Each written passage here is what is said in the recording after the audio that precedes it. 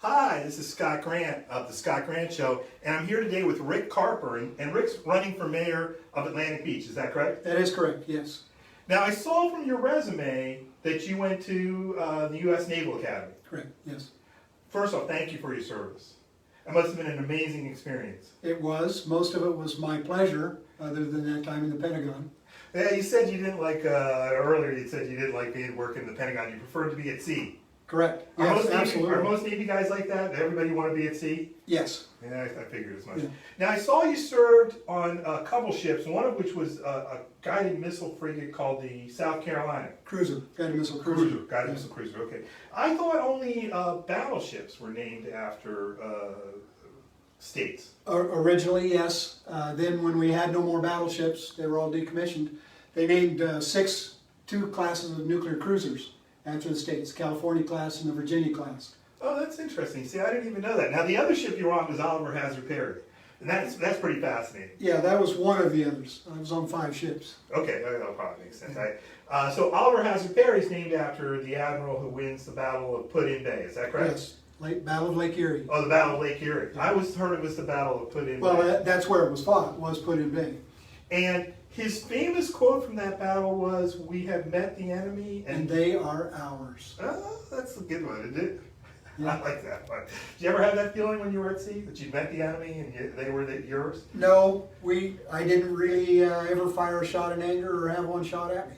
Oh, wow. Is that common, do you think? Well, it was during the Cold War. The Cold War was very cold.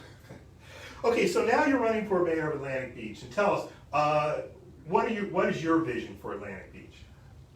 Probably my number one priority, what I've said at my meet and greets and stuff, is that I want to improve the maintenance and improvements to the city infrastructure, the physical plant that the residents have already paid for. Oh, that's interesting. Like, can you give me an example?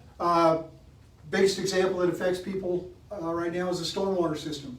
We have, I think it's 18 properties in the city that are on the FEMA repetitive loss property list because they've had flooding in the home due to stormwater events. Oh, wow. And so we have a project. So they've had more than one flood? More than one flood. Oh, wow. Is this during hurricanes usually? Or Yes. Okay. Yes. I guess that's when you get flooding, right? Yes. Yeah. For the most part. Wow, that's pretty interesting. I imagine if my house were getting flooded more than once, I would want somebody to do something. Yes, there is a great demand. I mean, it's a small number of homes, but it is the biggest impact you can have when you've got water in your home. Yeah, and I wouldn't want water in my home, that's for sure. And you say you've worked in that area for a long time, right? For the Yes. city? After I retired from the Navy, I studied, became a licensed professional engineer, specializing in stormwater and street design. And I was the public works director and city engineer for the city of Atlantic Beach for 10 years.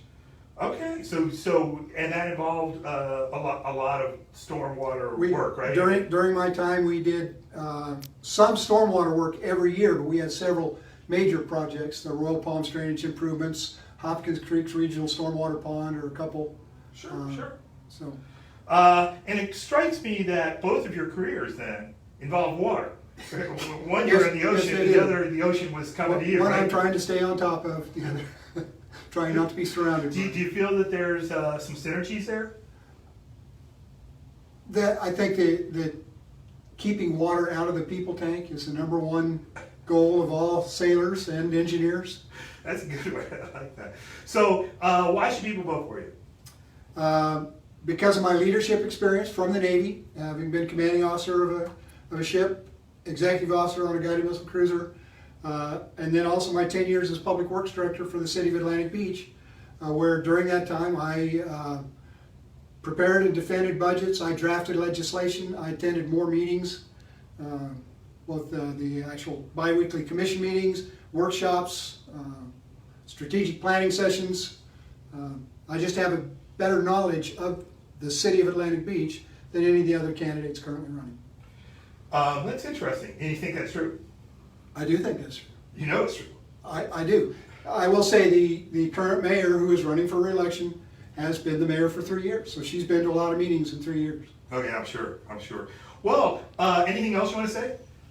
No, I think I covered it with that last one.